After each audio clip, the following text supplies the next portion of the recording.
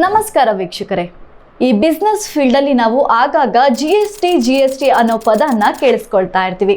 ಆದರೆ ಜಿ.ಎಸ್.ಟಿ ಅಂದರೆ ಏನು? ಜಿ.ಎಸ್.ಟಿಯಿಂದ ನಾವು ಏನೆಲ್ಲ ಲಾಭಗಳನ್ನು ಪಡ್ಕೊಳ್ಬೋದು? ಜಿ.ಎಸ್.ಟಿ ನೋಂದಣಿ ಮಾಡಿಲ್ಲ ಅಂದರೆ ಏನೆಲ್ಲ ಪ್ರಾಬ್ಲಮ್ಸನ್ನು ನಾವು ಫೇಸ್ ಮಾಡ್ತೀವಿ? ಕರ್ನಾಟಕದಲ್ಲಿ ಜಿ.ಎಸ್.ಟಿಯನ್ನು ನೋಂದಣಿ ಮಾಡೋದಾದರೂ ಹೇಗೆ? ಈ ವಿಡಿಯೋ ಮೂಲಕ ನಿಮಗೆ ತಿಳಿಸ್ತೀನಿ, ನೋಡೋಣ. ಲಾ ಇಂಟೆಲಿಜೆನ್ಸಿಯಾ ಚಾನಲ್ಗೆ ಸ್ವಾಗತ. ನಾನು ಸಂಗೀತಾ ಭಟ್. ಇನ್ನಷ್ಟು ಮಾಹಿತಿಗಾಗಿ ಲಾ ಇಂಟೆಲಿಜೆನ್ಸಿಯಾ ಚಾನಲ್ ಅನ್ನ ಸಬ್ಸ್ಕ್ರೈಬ್, ಲೈಕ್, ಶೇರ್ ಮಾಡೋದನ್ನ ಮರಿಬೇಡಿ.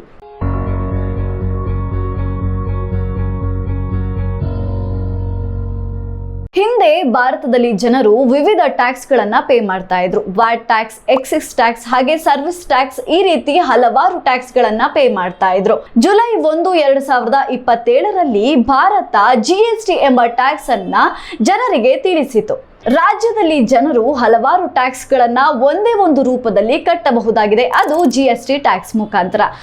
ಇದರ ಉದ್ದೇಶ ಒಂದೇ, ಜನರಿಗೆ ಎಲ್ಲಾ ಟ್ಯಾಕ್ಸ್ ಗಳನ್ನ ಒಂದೇ ಬಾರಿಗೆ ಒಟ್ಟಿಗೆ ಪೇ ಮಾಡುವುದೇ ಇದರ ಉದ್ದೇಶವಾಗಿದೆ. ಜಿ.ಎಸ್.ಟಿ ಫುಲ್ ಫಾರ್ಮ್ ಏನಪ್ಪಾ ಅಂದ್ರೆ ಗೂಡ್ಸ್ ಅಂಡ್ ಸರ್ವಿಸ್ ಟ್ಯಾಕ್ಸ್. ಒಬ್ಬ ವ್ಯಕ್ತಿ ಒಂದು ವಸ್ತುವನ್ನ ಖರೀದಿ ಮಾಡ್ತಾ ಇದ್ರೆ ಆ ವಸ್ತುವಿನ ಮೇಲೆ ಜಿ.ಎಸ್.ಟಿ ಎಂಬ ತೆರಿಗೆಯನ್ನ ಬಿಸ್ನೆಸ್ ಮ್ಯಾನ್ ಅದನ್ನು ನಮ್ಮಿಂದ ಪಡ್ಕೊಳ್ತಾರೆ. ಆಮೇಲೆ ಆ ಟ್ಯಾಕ್ಸ್ ಅನ್ನ ಗವರ್ಮೆಂಟ್ಗೆ ಅವರು ಪಾವತಿಸ್ತಾರೆ. ಇದನ್ನೇ ಜಿ.ಎಸ್.ಟಿ ಅಂತ ಹೇಳ್ತಾರೆ. ಸಾಧಾರಣವಾಗಿ ಒಂದೇ ಒಂದು ಲೈನ್ ಅಲ್ಲಿ ಹೇಳೋದಂದ್ರೆ ಒಂದು ಟ್ಯಾಕ್ಸ್ ಒಂದು ದೇಶ.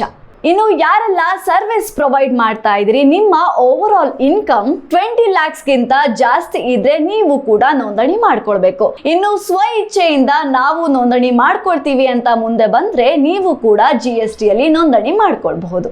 ಇನ್ನು ಆನ್ಲೈನ್ ಬಿಸ್ನೆಸ್ ಗಳಾದಂತಹ ಅಮೆಜಾನ್, ಫ್ಲಿಪ್ಕಾರ್ಟ್, ಮೀಶೋ ಇಂತಹ ಕಂಪನಿಗಳೊಟ್ಟಿಗೆ ನೀವು ಸರಕು ಸೇವೆಗಳನ್ನ ಪ್ರೊವೈಡ್ ಮಾಡ್ತಾ ಇದ್ದೀರಿ ಅಂತ ಆದ್ರೆ ನೀವು ಕೂಡ ಕಡ್ಡಾಯವಾಗಿ ನೋಂದಣಿ ಮಾಡ್ಕೊಳ್ಬೇಕಾಗತ್ತೆ. ಇನ್ನು ಜಿ.ಎಸ್.ಟಿಯಲ್ಲಿ 3 ತರಹದ ವಿಧಗಳಿವೆ: ಸಿ.ಜಿ.ಎಸ್.ಟಿ, ಎಸ್.ಜಿ.ಎಸ್.ಟಿ ಹಾಗೂ ಐ.ಜಿ.ಎಸ್.ಟಿ. ಇನ್ನು ಸಿ.ಜಿ.ಎಸ್.ಟಿಯಲ್ಲಿ ನಾವು ಮಾರಾಟ ಮಾಡಿದಂತಹ ತೆರಿಗೆಯನ್ನ ನಾವು ಕೇಂದ್ರ ಸರ್ಕಾರಕ್ಕೆ ಕಟ್ಟಬೇಕಾಗಿದೆ. ಇನ್ನು ಎಸ್.ಜಿ.ಎಸ್.ಟಿಯಲ್ಲಿ ನಾವು ಮಾಡಿದಂತಹ ಸರಕು ಸೇವೆಗಳ ತೆರಿಗೆಯನ್ನ ನಾವು ರಾಜ್ಯ ಸರ್ಕಾರಕ್ಕೆ ನೀಡಬೇಕಾಗಿದೆ. ಇನ್ನು ಐ.ಜಿ.ಎಸ್.ಟಿಯಲ್ಲಿ ಒಂದು ರಾಜ್ಯದಿಂದ ಮತ್ತೊಂದು ರಾಜ್ಯಕ್ಕೆ ಮಾರಾಟ ಮಾಡೋದನ್ನ ಆ ತೆರಿಗೆಯನ್ನ ನಾವು ಕೇಂದ್ರ ಸರ್ಕಾರಕ್ಕೆ ನೀಡಬೇಕಾಗಿದೆ. ಈಗ ಜಿ.ಎಸ್.ಟಿ ಬಗ್ಗೆ ಇಷ್ಟೆಲ್ಲ ತಿಳ್ಕೊಂಡ್ರೆ, ಈಗ ಜಿ.ಎಸ್.ಟಿ ನೋಂದಣಿ ಮಾಡಿದ್ರೆ ಏನೆಲ್ಲ ಲಾಭಗಳಿದೆ ಅಂತ ನಾನು ನಿಮ್ಗೆ ತಿಳಿಸ್ಕೊಡ್ತೀನಿ. ಭಾರತದಲ್ಲಿ ಅದೆಷ್ಟೋ ಬಿಸ್ನೆಸ್ ಗಳು ಹುಟ್ಟಿಕೊಂಡಿವೆ. ಆದ್ರೆ ಜಿ.ಎಸ್.ಟಿ ನೋಂದಣಿ ನೀವು ಮಾಡಿಕೊಂಡ್ರೆ ನಿಮಗೆ ನೀವು ಸ್ಟಾರ್ಟ್ ಮಾಡಿರುವಂತಹ ಬಿಸ್ನೆಸ್ ಗೆ ಒಂದು ಲೀಗಲ್ ಪ್ರೂಫ್ ಆಗಿ ಈ ಜಿ.ಎಸ್.ಟಿ ನೋಂದಣಿ ಇರುತ್ತದೆ. ಎರಡನೇ ಬೆನಿಫಿಟ್ಸ್ ಏನಪ್ಪಾ ಅಂದ್ರೆ, ನೀವು ಯೋಚನೆ ಮಾಡ್ತಾ ಇರ್ಬೋದು ಬಿಸ್ನೆಸ್ ಮ್ಯಾನೇ ಜಿ.ಎಸ್.ಟಿ ಅನ್ನ ಗವರ್ಮೆಂಟ್ಗೆ ಪೇ ಮಾಡ್ಬೇಕಾ ಅಂತ. ಇಲ್ಲ, ಯಾವುದೇ ಕಾರಣಕ್ಕೂ ಬಿಸ್ನೆಸ್ ಮ್ಯಾನ್ಸೇ ನಮ್ಮ ಕೈಯಿಂದ ನಾವು ಜಿ.ಎಸ್.ಟಿ ಅನ್ನ ಪೇ ಮಾಡೋದಿಲ್ಲ. ಅದರ ಬದಲಾಗಿ ಕಸ್ಟಮರ್ಸ್ ನಮ್ಮ ಕಡೆಯಿಂದ ಯಾವ ರೀತಿಯ ಪ್ರಾಡಕ್ಟ್ ಅನ್ನ ಬೈ ಮಾಡಿರ್ತಾರೋ ಅದಕ್ಕೆ ನಾವು ಜಿ.ಎಸ್.ಟಿ ಟ್ಯಾಕ್ಸ್ ಅನ್ನ ಆಡ್ ಮಾಡಿರ್ತೀವಿ. ಸೊ ಇಲ್ಲಿ ಕಸ್ಟಮರ್ಸೇ ಜಿ.ಎಸ್.ಟಿ ಅನ್ನ ನಮ್ಗೆ ಪೇ ಮಾಡ್ತಾರೆ, ನಾವು ಅದನ್ನ ಗವರ್ಮೆಂಟ್ಗೆ ಪೇ ಮಾಡ್ತೀವಿ. ಇನ್ನು ಮೂರನೇ ಬೆನಿಫಿಟ್ಸ್ ಏನಪ್ಪಾ ಅಂದ್ರೆ, ನೀವು ರಾಜ್ಯ ಬಿಟ್ಟು ರಾಷ್ಟ್ರ ಮಟ್ಟಕ್ಕೆ ನಿಮ್ಮ ಬಿಸ್ನೆಸ್ ಅನ್ನ ಎಕ್ಸ್ಪಾಂಡ್ ಮಾಡಬೇಕು ಅಂತ ನೀವು ಯೋಚನೆ ಮಾಡ್ತಾ ಇದ್ರೆ ಜಿ.ಎಸ್.ಟಿ ನೋಂದಣಿ ನಿಮಗೆ ತುಂಬಾ ಹೆಲ್ಪ್ಫುಲ್ ಆಗಿರುತ್ತೆ. ಜಿ.ಎಸ್.ಟಿ ಅನ್ನ ನೋಂದಣಿ ಮಾಡಿಕೊಂಡ್ರೆ ಏನೆಲ್ಲ ಲಾಭಗಳು, ಏನೆಲ್ಲ ಬೆನಿಫಿಟ್ಸ್ ಇದೆ ಅಂತ ನೀವು ನೋಡಿದ್ರಿ. ಆದ್ರೆ ಜಿ.ಎಸ್.ಟಿ ನೋಂದಣಿ ಮಾಡಿಲ್ಲ ಅಂದ್ರೆ ಏನೆಲ್ಲ ತೊಂದರೆಗಳನ್ನ ನೀವು ಅನುಭವಿಸಬೇಕಾಗುತ್ತೆ ಅಂತ ನಾನೀಗ ನಿಮ್ಗೆ ತಿಳಿಸಿಕೊಡ್ತೀನಿ. ಜಿ.ಎಸ್.ಟಿ ನೋಂದಣಿ ಮಾಡಿಲ್ಲ ಅಂದ್ರೆ ನೀವು ಮೊದಲನೆಯ ತೊಂದರೆಯನ್ನ ಏನ್ ಅನುಭವಿಸ್ತೀರಿ ಅಂದ್ರೆ, ಅತಿ ದೊಡ್ಡ ದಂಡವನ್ನ ನೀವು ಪಾವತಿಸಬೇಕಾಗುತ್ತೆ, ಹಾಗೆ ಅತಿ ಹೆಚ್ಚು ಇಂಟ್ರೆಸ್ಟ್ ಅನ್ನ ನೀವು ಭರಿಸಬೇಕಾಗುತ್ತೆ. ಜಿ.ಎಸ್.ಟಿ ನೋಂದಣಿ ಮಾಡಿಕೊಂಡಿಲ್ಲ ಅಂದ್ರೆ ನೀವು ಯಾವುದೇ ರೀತಿಯ ಇನ್ಪುಟ್ ಕ್ರೆಡಿಟ್ಸ್ ಅನ್ನ ಭರಿಸಲು ಸಾಧ್ಯವಿಲ್ಲ. ಇನ್ನು ನೀವು ಬಿಸ್ನೆಸ್ ಅನ್ನ ದೊಡ್ಡ ಮಟ್ಟದಲ್ಲಿ ನ್ಯಾಷನಲ್ ಲೆವೆಲ್ ಅಥವಾ ಅದರ್ ಸ್ಟೇಟ್ಗಳಲ್ಲಿ ಸ್ಟಾರ್ಟ್ ಮಾಡಬೇಕು ಅಂತ ಆದ್ರೆ ಯಾವುದೇ ರೀತಿಯ ಸಹಾಯ ಸವಲತ್ತುಗಳು ನಿಮಗೆ ದೊರಕುವುದಿಲ್ಲ. ಇನ್ನು ಜಿ.ಎಸ್.ಟಿ ನೋಂದಣಿ ಮಾಡಿಕೊಂಡಿಲ್ಲ ಅಂದ್ರೆ ಯಾವುದೇ ರೀತಿಯ ಆನ್ಲೈನ್ ಮಾರ್ಕೆಟ್ಗಳಲ್ಲಿ ನಿಮ್ಮ ಸರ್ವಿಸ್ ಮತ್ತು ನಿಮ್ಮ ಪ್ರಾಡಕ್ಟ್ಸ್ ಗಳನ್ನ ಸೇಲ್ ಮಾಡಲು ಸಾಧ್ಯವಿಲ್ಲ.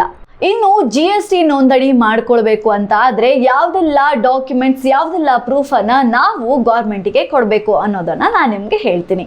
ಯಾರು ಬಿಸ್ನೆಸ್ ಅನ್ನ ಪ್ರಾರಂಭ ಮಾಡಬೇಕು ಅಂತ ಯೋಚನೆ ಮಾಡ್ತಿದಾರೋ ಅವರ Aadhaar card, PAN card, passport size photo ನಾವು ನೀಡಬೇಕಾಗಿದೆ. ಇನ್ನು ಬಿಸ್ನೆಸ್ ಅಡ್ರೆಸ್ ಡಾಕ್ಯುಮೆಂಟ್ ಗಾಗಿ ನಾವು ರೆಂಟಲ್ ಅಗ್ರಿಮೆಂಟ್, ಇ-ಬಿ ರಿಸಿಪ್ಟ್ ಹಾಗೆ ಪ್ರಾಪರ್ಟಿ ಟ್ಯಾಕ್ಸ್ ಅನ್ನ ನೀಡಬೇಕಾಗಿದೆ. ಇನ್ನು ಮೂರನೇದಾಗಿ ನಿಮ್ದು ಪ್ರೈವೇಟ್ ಲಿಮಿಟೆಡ್ ಕಂಪನಿ ಆಗಿದ್ರೆ ನೀವು ಕಂಪನಿ ರಿಜಿಸ್ಟ್ರೇಷನ್ ಸರ್ಟಿಫಿಕೇಟ್ ಅನ್ನ ನೀವು ಸಬ್ಮಿಟ್ ಮಾಡಬೇಕು. ಇಷ್ಟೆಲ್ಲ ನೋಡಿ ಆದ್ಮೇಲೆ GST ನೋಂದಣಿ ಹೇಗೆ ಮಾಡೋದು ಅಂತ ನಾನು ನಿಮಗೆ ಹೇಳ್ಕೊಡ್ತೀನಿ, ನೋಡೋಣ. ಮೊದಲನೇದಾಗಿ ನೀವು ಮಾಡಬೇಕಾಗಿರೋದಿಷ್ಟೇ, www.gst.gov.in ಹೋಗಿ ನಾನು ಹೇಳಿರುವಂತಹ ಎಲ್ಲ ಡಾಕ್ಯುಮೆಂಟ್ಗಳನ್ನು ಅಲ್ಲಿ ಸಬ್ಮಿಟ್ ಮಾಡಿ, ನಂತರ ಗೌರ್ಮೆಂಟ್ ಎಲ್ಲ ವೆರಿಫಿಕೇಶನ್ ಆದ ನಂತರ ನೀವು ಅದಕ್ಕೆ ಅರ್ಹರಾಗಿದ್ದರೆ ನಿಮ್ಮ ನೋಂದಣಿ ಸಕ್ಸಸ್ ಆಗುತ್ತೆ.